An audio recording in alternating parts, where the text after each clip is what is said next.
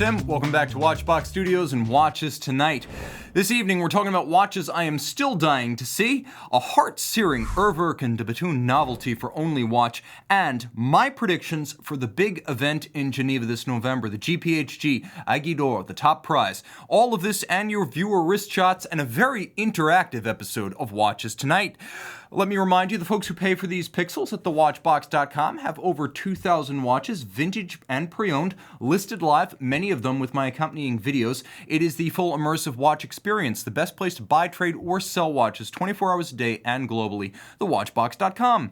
Also, please join me on Instagram. This is not a corporate project, but I have been known to pull my favorite watches from our collection and pop them up with 60-second quickie reviews. I now have something like 500 Instagram reviews. You can literally binge watch Tim_Mosso on Instagram. Those are my shots. Let's see your shots. Viewer wrist shots, part 1 for this episode. Leading off, it's Robert M. and his Rolex Oyster Perpetual 36 framing the National Cathedral in Washington, D.C., our nation's capital. We have Oliver P. of Australia showcasing his Rolex GMT Pepsi with Mount Uluru distant in the outback. Simon H. is ready to hit the runway, not in the fashion sense, but perhaps in the fashion sense, with his Lang und Heine Frederick III. And Marceau R. hits the road for an evening drive with his Zenith Defy Blue Ceramic, a lovely atmospheric shot and great lighting right there, Marceau. Send your wrist shots to mondaymailbag at thewatchbox.com to see your pieces on these pixels. Let's jump into the live chat box. Guys, tonight this is going to be a very interactive episode. I want to know what you're thinking. I'm jumping in, greeting my man Russell996 from the UK, a longtime viewer and prolific provider of wrist shots. JBO Surf from Adelaide, Australia. We've got Tariq C joining me from Patchogue, my old neck of the woods on Long Island. We've got Kanaka M watching from Hawaii. And we've got Vamuru T joining from India. Thank you for staying up. Are you staying up super late or getting up early with me? Everyone, Matt Foster, Abdul. We have Clay, we have BNS, we have Richard K, we've got Umberto B, we've got Michael Girard, we've got Zeus87, Richard Combs from South Florida, an old friend from the Watch You Want days, and True Lie, I believe joining from the Great White North, Canada. Finally, we've got Alfie T from London and Ben Stahl from Austin. All right, guys, we got a question. What am I wearing? Guys, I'm wearing the Zin EZM 1.1, and I'm not doing a close-up because we've got a Zin EZM 1.1 wrist shot tonight. You're going to see exactly what I'm wearing, and I'll call it out when it comes. Guys, watches I'm still dying to see. You've asked me about this a couple of times. What watches do I still want to review on my other channel, Watchbox Reviews? I reviewed my first 2,000 or so on Watchbox Studios. Then it became a broadcast show, long-form format channel. I moved over to Watchbox Reviews, and I created that pure review platform, and we've got almost 3,000 watches over there now. But there are some that have never crossed my desk. I can tell you that this time of year, fall marks the end of the new watch model year. In general, fall also marks the period when I finally get my hands, my real-world hands, on the new models from SIHH and Basel that year. Nevertheless, there remain several models that have never crossed my desk, and some of these date back several model years. Here's my wish list of the unfulfilled promises and what still tantalizes me. This one I've mentioned before, but guys, if you've got a wrist shot of this watch, send it in. I've never seen it. The Zenith Defy El Primero 21 solid dial. It is a lovely and lush macro panda. I mean, there are micro pandas where you have tiny registers and tiny dials. This is a 44 in titanium, and it breathes well. This is the only one of the Defy El Primero 21s from 2017 that doesn't feel like a scaled version of a Tag or a scaled down version of an Hublot. It's got a lot of charm, and it's probably the traditionalist's choice if, like me, you've been a Zenith fan from long before the Biver, and hell, even before the Terry Nataf eras. The Audemars Piguet Royal Oak self-winding Perpetual Calendar ceramic in black. Now this watch came out in 2017, and here's what's curious. This is a timepiece that immediately caught my fancy and I fell in love. I'm not a Royal Oak devotee. I love the other side of Audemars Piguet, the pocket watches, the dress watches, the complications, and it's a rare Royal Oak that really captures my heart. But when you've got a scratch-busting Royal Oak, it's a perfect fusion of material and purpose. Royal oaks accumulate scratches, ceramic resists, and it is a lovely double-finished satin and polished ceramic, which is not easy to do. 30 hours to finish that bracelet, but here's the curiosity. That watch came out 3 years ago. I haven't even seen it outside of SIHH. The white ceramic came out in June of this year, and I had my hands on it within 60 days. Go figure. Guys, if you got a wrist shot of that, send it my way. I'm still waiting to review the damn thing. Now, we're going way high horology here, but this one came out in 2014. The Patek Philippe 5275P. Like the most interesting man, this is the most interesting watch. Now, it's fully engraved, full platinum, 40 millimeters wide by 47 lug to lug, and only 11.3 millimeters thick. The engraving is on the case and the dial. So here's why I'm intrigued by this watch. First, it's a jump hour that chimes the hours. So it's a chiming watch. You can see the on-off switch on the side.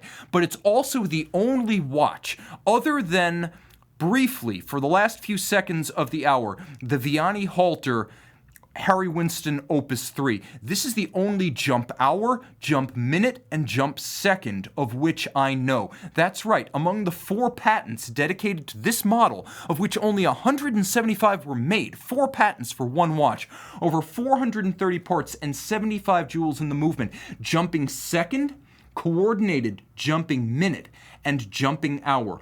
All 3. And the whole thing is only about the size of a Rolex 40 millimeter. I'm dying to see and hear that particular watch. Mont Blanc, possibly the most intriguing watch of 2018 at SIHH.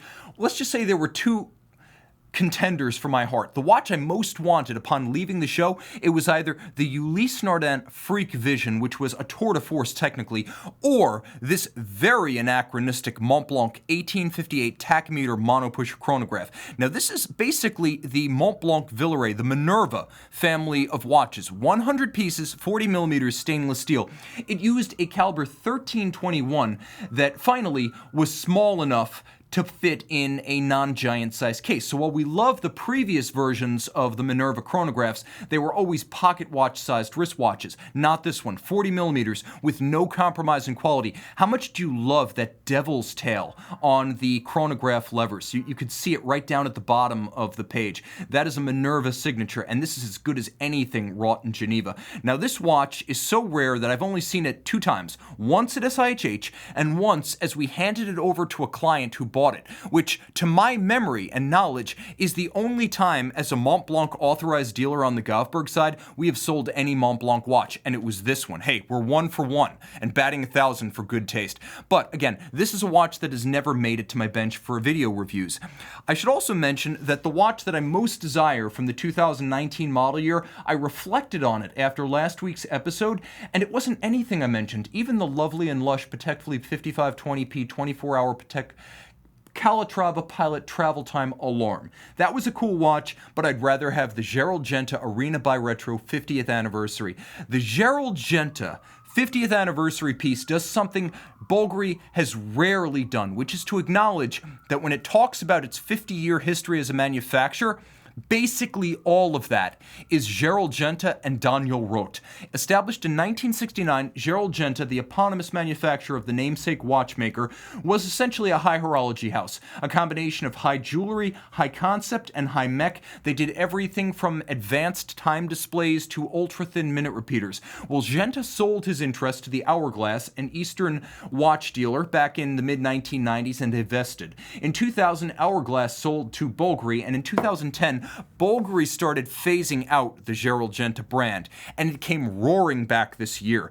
This is a 41mm platinum jump hour by retrograde minutes, retrograde date, and the timepiece is beautiful in its size and loving in its details, right down to the use of the original 1969 Gerald Genta logo for the buckle of the clasp. Now, if we can go full screen here, I don't know if we can, but the dial of this one is a combination of blue lacquer for translucent gloss and a metallic sunburst. It has a lot of life to it, along with polished steel rhodium-coated applique numerals for the scales. Very handsome, beautifully balanced, and again, the fact that Bulgari is willing to acknowledge its Genta past speaks to its confidence as a full manufacturer today. At $59,000, you really have to be into it to buy this watch. But I can also tell you that the guy who bought that Mont Blanc also bought this watch. And again, the only time I've seen it outside of a trade show was the moment we handed it over to that dude. He has impeccable taste. And if it ever comes back, you will see it reviewed on Watchbox Review. All right, let me jump into the box right here. We got the Watch Lounge, relaxing before starting work in a couple of hours. We got Pilot Style 123, hi from Ireland. And then we got Richard K asking, Tim, how long do you think the wait is for a Sky Dweller, assuming you were truly on the list at an AD? Well, here's the thing. If you want precious metal, I would imagine the list is pretty short. If you want the steel watch, I can't imagine you would wait more than 6 months. I don't think the wait is years long for the steel watches. I do know that there is plenty of inventory in steel Sky Dweller, so if you're willing to pay a little bit of a premium, you can pretty much have your pick right now. But I would think somewhere between 3 and 6 months, and probably no more for the Sky Dweller, because it's a fairly pricey piece, it's a large piece, and it's not a GMT, a Submariner, or a Daytona. And then right here, we have Philippe Mendez asking, when you purchase a pre-owned watch, can you go to the brand retailer and put the piece in your name? Do you mean when you purchase a pre-owned watch, can you register it with the brand? Maybe. It's unusual. I think normally the only time you see a used watch being registered with a brand is if the watch is stolen and you want to know if it ever gets sent back in for service. So I suppose you can always register to get the magazine from Patek or Blanc, but if you buy the watch pre-owned and the warranty is expired or the warranty is still early in its term, I don't think you're going to get any extra warranty term by registering with the manufacturer. I think that's the kind of thing that can only be done out of an AD at the point of purchase. And then right here we have Aaron Murphy asking, Tim, what is the most affordable minute repeater from a luxury house that's fully mechanical? Okay, the 1995 Patek, well, no, not Patek Philippe, but Portuguese minute repeater. The original, I want to say it was the reference, I want to say it was the 5240, I want to say it was. That would be like 30s and 40s in precious metal, yellow gold. I would also say that the best value on a minute repeater, if you want something for less than $30,000 and you don't want to deal with some sort of Kellic or 5-minute repeating chrono Swiss type movement, you're going to want to go with the Blanc automatic minute repeater from the 1990s. Type in 1990s Blanc automatic minute repeater and you'll see exactly what I'm talking about. I've seen these sell at auction for under $20,000. I don't think you will get that lucky, but I think you'll be all right with a 1990s Blanc automatic minute repeater. For under $30,000, you're going to have options, but these are not big watches. So if you're looking for a full presence on the wrist, you're going to have to pay $30,000 to $40,000 for that Portuguese repeater. And those are going to be your best bets in real high horology minute repeating technology. And remember, the module on the Portuguese minute repeater was designed by Audemars Piguet Renoir Papi. So that is true high mech in a Portuguese package. And then right here, we've got Mark L saying, I just got my Steel Sky Dweller in, waited 10 months. Your mileage may vary. Okay, jumping into the comments one more time right here. Best Panerai in your opinion. I am a huge fan of the Panerai PAM 80 Independent. It was a limited series from the early 2000s, I want to say 2001, and it used a Chazard jumping second movement, a vintage new old stock piece, back when jumping seconds displays were literally the stuff of antiquity. Panerai did it in the early 2000s with the PAM 80 Independent, and that would be my favorite Panerai. But if you just want a representative Panerai, get yourself a PAM 372. Everyone seems to love the 372. Or a 127 and own the original 50. Jumping back into our regularly scheduled program. Ain't it cool? We don't have much current events on the show, but I got to admit, every once in a while, something catches my eye, and I just got to bring you up to speed. This is for Only Watch 2019, a late addition to the catalog, because we will see the auction on November 9th. But this is the De Bethune and Urwerk Moon Satellite. This thing is awesome. Okay, it is about 40 millimeters wide, not including the spring-loaded floating lugs. But can we go full screen, guys, here? Because this one deserves the biggest picture you can manage. Titanium with an Urwerk signature satellite wandering hours display. It also has, if you look at the base of the dial, which would be roughly 6 o'clock, it has a 360-degree or even spherical palladium and blued steel 122-year moon phase from De Bethune. It features the Urwerk display and case shape, De Bethune's spherical moon, De Bethune's spring-loaded floating variable geometry lugs, And then this is more convincing than the previous Urwerk Laurent Ferrier entry, the Arpal 1. This was Urwerk and Laurent Ferrier in 2017 for Only Watch. Nice, but it doesn't feel like it's got enough of either brand, and it was powered by a Zenith Elite base caliber. Now, with the Urwerk and De Bethune collaboration, you get De Bethune's own 4-day base caliber, including their immaculate black polished bridges and plates with triple parachute shock protection, twin mainspring barrels, piece unique. This is one that is epically loomed. I mean, just awesome.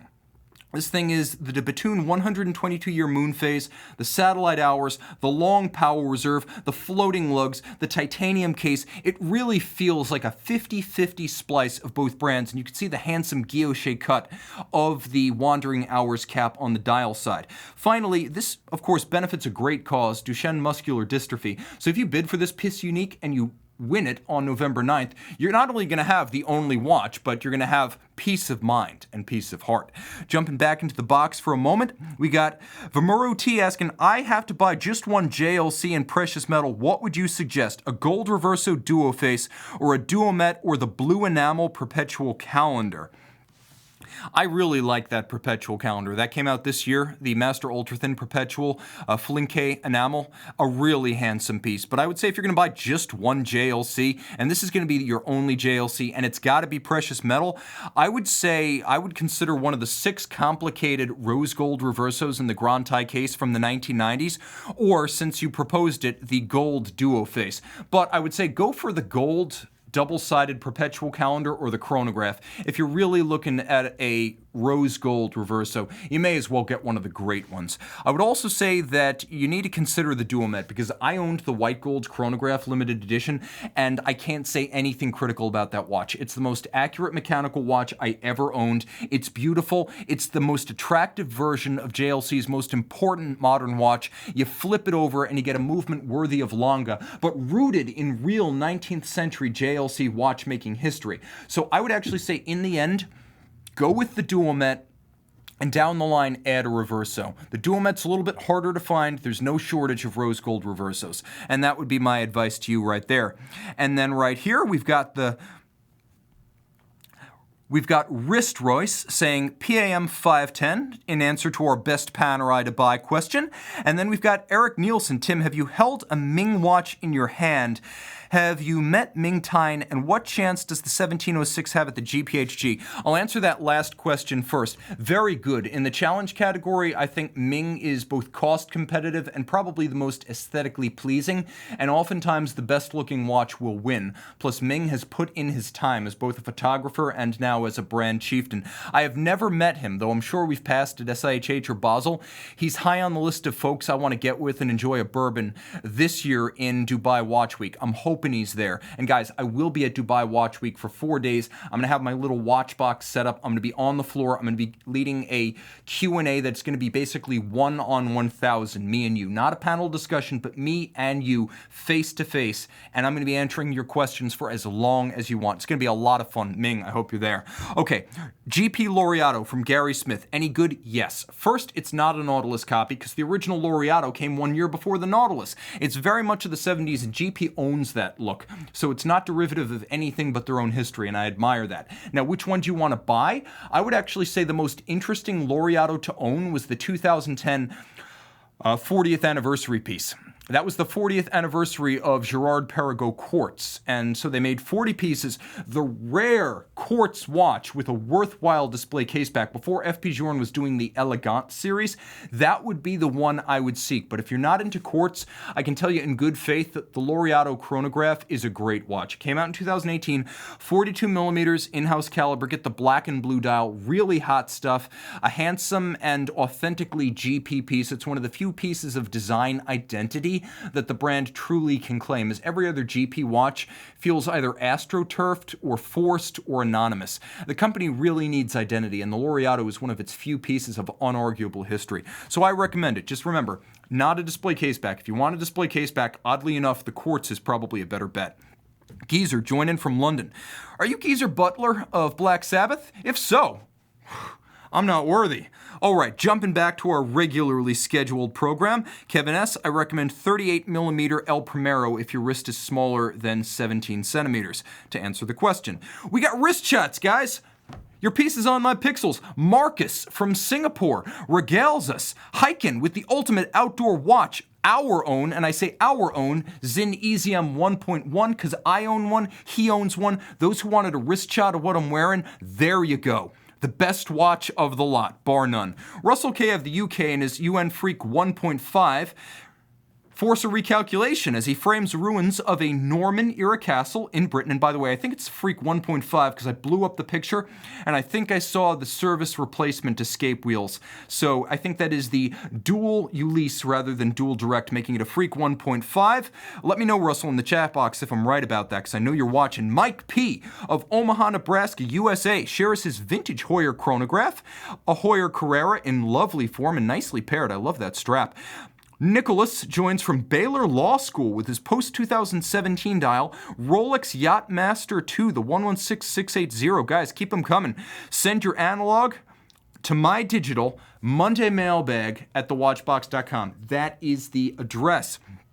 Jumping into the box right here, I'm going to be looking for Russell's answer to that question. We got a question right here from Adrian Cohen. New Tudor Black Bay all black chronograph or what? I would say no. I'm not into coated watches. They always scratch. Ceramic or just go with regular metal. So that's my answer to that. The Black Bay chrono, however, in non-all black form, that is not the 1,181 piece limited edition, I recommend it wholeheartedly. It's basically a Breitling in a more attractive package. Jumping into GPHG 2019. Guys, this is the meat of our program for the night. The event grows in stature every single year, and it's become a true landmark for me, for you, for the folks who love watches and industry bigwigs. I would say it's almost as highly anticipated at this point as SIHH and Basel, but blissfully free of those trade shows' impending irrelevance. If anything, this one is gathering momentum. GPHG also offers a rare moment of auction-level excitement without the disillusionment and cynicism that inevitably follows the spring and fall marquee auctions. So we've reached the point at which I can predict confidently that November 7th, the awards ceremony, will be the most glamorous and riveting single day of the watch enthusiast calendar for 19. So there are 19 prize category, guys, and frankly, we don't want a 3-hour show. So if you're interested in my picks for every category, you can check out my roundtable discussion with the editorial staff of quillandpad.com. Quill and Pad is a website run by industry veteran and GPHG judge Elizabeth Dorr. And you can see me, I'm part of the scrum right there. We're picking our favorites in every category leading up to the awards ceremony. So I'm cutting straight to the Hollywood ending, which means sensation and spectacle. Let's talk about the Aiguille d'Or, the grand prize, often considered the best picture of watchmaking. Let's start with the big name. Audemars Piguet Royal Oak Self-Winding Perpetual Calendar Ultra Thin. This is the production version, reference number and all, of last year's Royal Oak R&D number 2. Now the watch is handsome. 41 millimeters, but only 6.1 millimeters thick. It's wafer-like on the wrist with a combination of titanium center links and, well, I should say titanium outer links, platinum center links, and a lovely full polish platinum bezel. The dial, uncharacteristically for a Royal Oak, it's like the Leo Messi chronograph. It's vertical satin finish, so no hobnail. You know this one's special. And guys, we can go full screen with this. The folks will be able to appreciate the dial details. We've got an aventurine moon phase with a photorealistic moon. I love both. And you can see how the Perpetual calendar has ditched the weekly calendar feature, which frankly I don't miss, in favor of a fully balanced register, which gives you a night day at 9 o'clock underneath the day of the week, and it gives you a leap year cycle indicator under the month at 3 o'clock. Handsome, cruciform symmetry, and incredibly well judged. Now, this is a watch that is simply an engineering masterpiece, because you got to think about the standard Perpetual calendar movement for the Royal Oak is 4.31 millimeters thick. The movement in this watch is 2.89 millimeters thick with the Perpetual calendar module, which means they added less than half a millimeter of modular complication to the 2.45 millimeter thick basic 2120 automatic caliber. That's like saying the thickness of this movement is less than a United States nickel coin.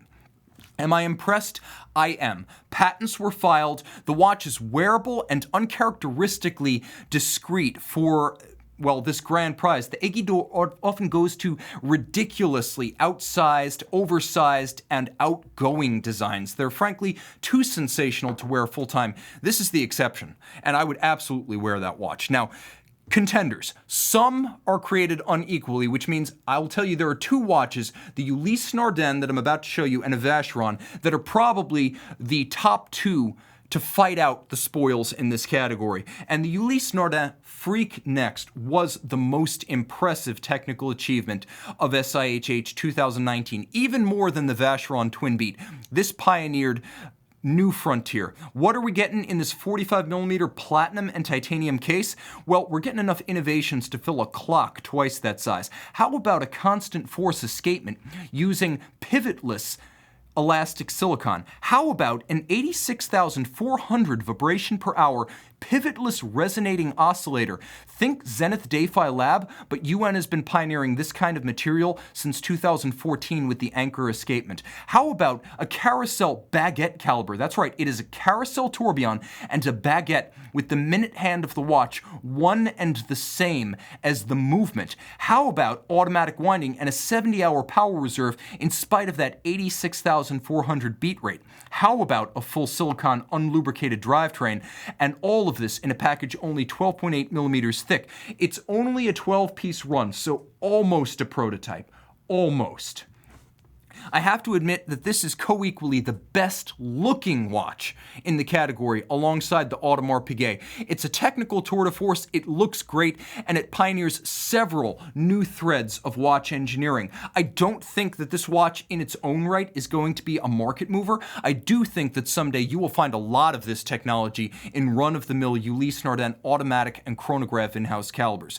So, what's vying with that UN to win the big prize? First, you guys let me know. This has got to be an interactive feature because I ditched the live shows for Tuesday and the inventory show on Sunday is recorded. So I want to interact and see what you've got to say. Eric Nielsen, you're saying that UN Freakiest, and it is the freakiest freak, is my favorite carousel. And right here we've got Steve Place asking, why, oh why does it have to say next? Well, if you know the freak, you know that that little trigger down there has a purpose. And the purpose of that trigger is to lift it and then unlock the bezel, which allows you to set the watch. So that is a functional part of the movement, that little tab. It says next because UN almost always inscribes it. And in this case, next is exactly what you're getting when you buy the watch. Right here, we got a question from Vegas Milgaus. What is the time? Well, there's one index which appears to be at about 10 o'clock for the hour, and then there is the minute, which is at 10. So you should know this is a stock photo of a watch from the manufacturer. The time is 10:10. Come on, guys, that's the easy one. Tim, why does management want to end your wearing of sunglasses? They want suits, they want turtlenecks, they want black framed glasses. List the cliches. This watch channel for me was always a little bit of an outlaw enterprise, as YouTube is the Wild West. The law is moving west, and the frontier is closing. I'm sorry to say it, guys. I will fight it, and I won't wear a goddamn turtleneck, and I'll never dress Hodinkee. But if they force me to do this, all right, I can live with it. I'll have to grow some more hair. Or I'll have to grow offensively heavy metal hair, and then I can get them. The glasses go away, and the hair becomes the revanchist claim. Okay, jumping right here, we have Pilot Style 123 saying the UN is just too eccentric to wear with a straight face. That depends. If you're the raffish individual with the panache to pull it off, you might wear it in the right circumstance. Would you necessarily want to be the doctor wearing a $100,000 watch as you're about to extract someone's spleen? I don't know. Probably not. It's like the doctor not driving the Cadillac so he can have a Buick and hide his actual income. Are you okay expressing your wealth? And that's the question you have to ask before you buy almost any watch in the Aiguille d'Or contention this year, because Aiguille d'Or is easily the most ridiculous looking watch with the highest mech spec and the best patrimony every single year. Now jumping in right here, we have Joe R. asking, hi Tim, do you suggest starting a collection of the same brand or multiple brands? Currently I have one Ball watch and love it. Ball gives great fantastic value for what you get. They're filing probably more patents than any brand their size. They have an in-house technical director who's a genius, and considering they only have half of their building, they actually split their building with Uvenia, so they're incredible. I would say collect the watches you love. The mistake I made was trying to follow a rigidly defined collecting path and then finding that the watches that remained to be collected were watches I had to buy to finish the theme rather than watches I want to buy. I want an MIH watch. I want to own a Bulgari Octo Finissimo automatic. I want to own a Gerald Genta Arena by Retro. I want to own an Urwerk UR101. I want to own a De Bethune DB28 Digital and a Lange Zeitwerk. That's how I would collect going forward. Just buy what most immediately grips my heart. And then always kill the alligator closest to the canoe, which is the watch that appeals most directly to you. That's how I would collect. Now, jumping in right here. Bump, we got a comment from CD127100 saying, please don't turn into an arrogant Hodinkee turtleneck guy. Guaranteed. And if I subtract the glasses on the show, I might have to add alcohol, and not the kind they would drink. Hard stuff. And then right here, bump, Tim, out of all the FP Journe pieces, you've stated your favorite is the Optimum. Can you please elaborate on why you love the Chronomet Optimum? Because FP Journe stated flat out, this is the most accurate watch I can build with mechanical watch technology. It's a cerebral watch, not a visually spectacular watch, but it is both deadbeat second and sweep second, which gives you a little bit of spectacle. It is a combination of 6-position adjustment, an overcoil hairspring, a constant force mechanism, twin mainspring barrels. It is a very special watch, and like I said, it is purely dedicated to chronometry, and FP Journe has said his purpose in life is advancing mechanical watch technology to rival quartz, and right now that is the closest he has ever gotten. The man who literally wrote the book on FP Journe the first 30 years, Kiran Shakar, who used to write for Hodinkee before I guess he came to his senses, but he told me that the Chronomet Optimum is his favorite Journe, so I guess I'm in good company on that front. It's not a visually spectacular watch. Again, it's one that appeals up here, not so much right here. Although, heck, why not? It's still an FP Journe. Jumping back to our regularly scheduled program, the Vacheron Traditionnel Twin Beat. Guys, nothing, and I mean nothing, compared to the word of mouth this 42mm Perpetual calendar earned at SIHH and beyond. Normally you go to SIHH and everyone's talking about MB&F. Did you see the new MB&F? Well, this year they were talking about Vacheron, a brand that hasn't exactly had the wind in its sails the last couple of years. Hell, for the last half decade. So this thing was a direct hit, and it didn't just capture the mind, it captured the heart, because this is the stuff of dreams. Beautiful, thin, at only 12.3mm thick. It's only as thick as a Rolex Daytona, and it is practical. It's also a real working watch. I held it in my hand, I operated it, I switched its modes, I wound it, and I set it. This thing even has a production reference number, 3200T, so it's absolutely happening. What is so spectacular about it? Well, it is an El Primero like 36,000 vibration per hour high beat escapement that will run for 4 days until you switch it to 1.2 Hertz mode, at which point it beats at 8,640 beats per hour, and then it will run in standby mode while you're not wearing it for 65 days. Guys, keep that movement up there for a moment. You can see there is a lot of innovation. The big balance is the slow one, and it uses Vacheron's first ever low friction silicon escapement. It is Geneva hallmark, including all of the above. 2 drivetrains. You can see the 1 mainspring barrel, and there's a differential system that allows the watch to be wound and powered by a single power source, despite having 2 separate drivetrains, 2 separate escapements, and 2 separate balance assemblies. This is a watch that will run for 65 days on standby, and it does it on 1 mainspring barrel in a 42mm case as thin as a Daytona. Remember, the Hublot MP05 LaFerrari is the size of my fist, and it has 11 mainspring barrels coupled in series to achieve a 50-day power reserve.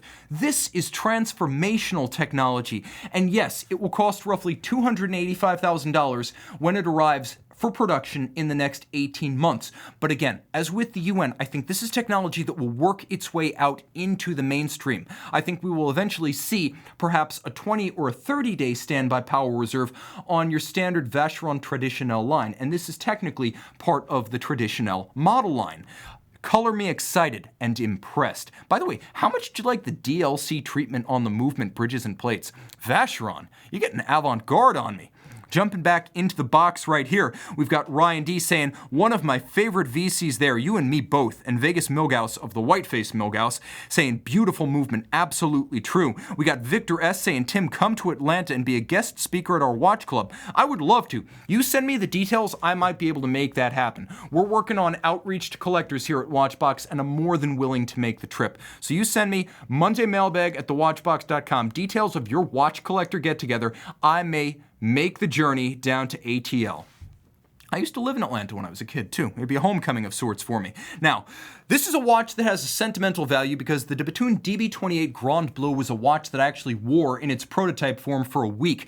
This is De Bethune's first ever serious sports watch. Unidirectional rotating bezel made of titanium and sapphire, 100 meters water resistant, 44 by 12.8 millimeters thick. This is grade 5 titanium, feather light, spring-loaded floating lugs, and it has the DNA of a previous GPHG Grand Prize winner, as the 2011 DB28 with the same running gear lug profile won the Aiguille back then. What's different here? Well, there's the water resistance. You still got the power reserve indicator and 5-day manual wind reserve, but you have monstrous lume, courtesy of a dynamo and LEDs, and that's what it looks like. That is the wrist shot of the prototype on my wrist. A watch that is shock resistant, anti-magnetic, water resistant, and glows like a torch. This is a new frontier in sports watch functionality and legibility.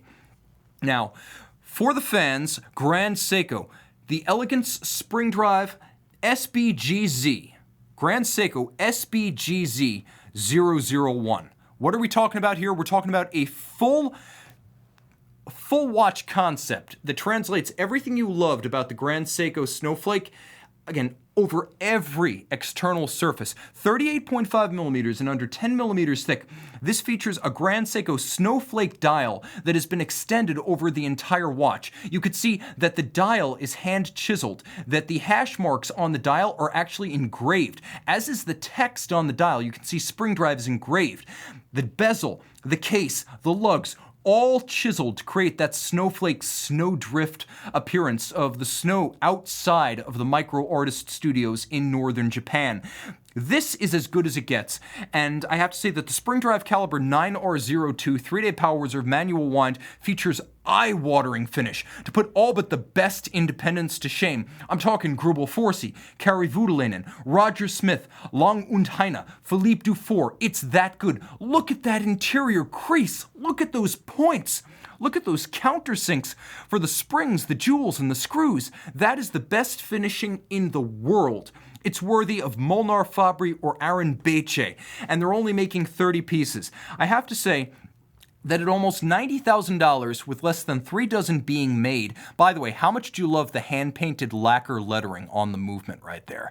But with only 30 pieces being made at $90,000 US, this is going to be a test of the connoisseurship of collectors who can't get their head around Japanese watches or the hybrid quartz mechanical power that powers this thing. Guys, don't fail that test. This is the best watchmaking and watch finish in the world.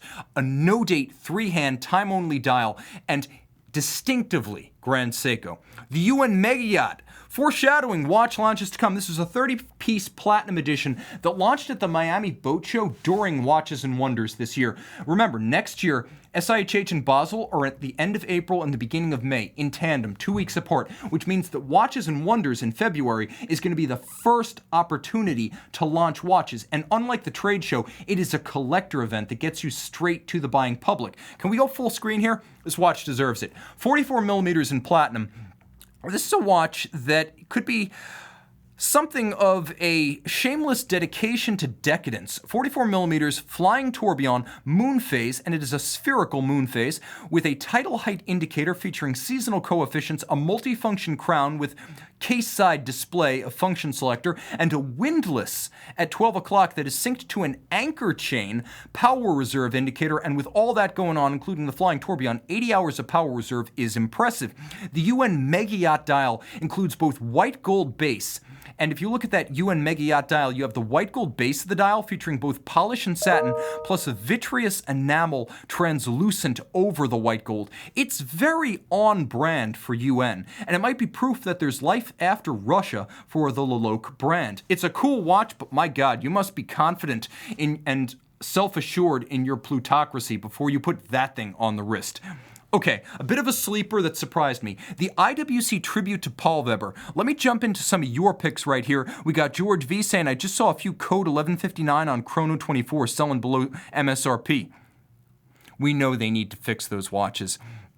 And then right here, we have a comment, that is a very Miami watch. And then we got Benjamin B saying, Tim, I'd love a spring drive with loom, a GMT function, and 100-meter water resistance. That actually exists. There are a couple of GMT chronos that are exactly that right there.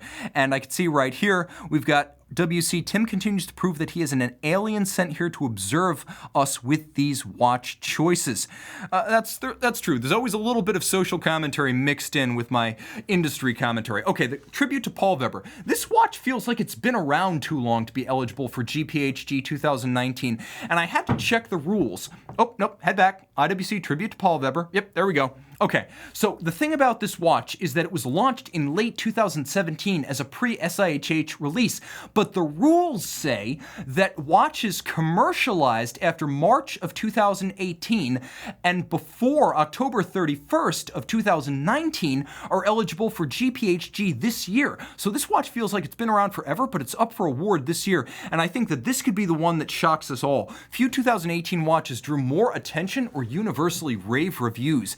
It was a shockingly bold departure for IWC because it wasn't a pilot and it wasn't a Portuguese. It fits no model family, and the basic $23,000 steel version puts the longest Zeitwerk to shame in almost every regard but movement side finishing.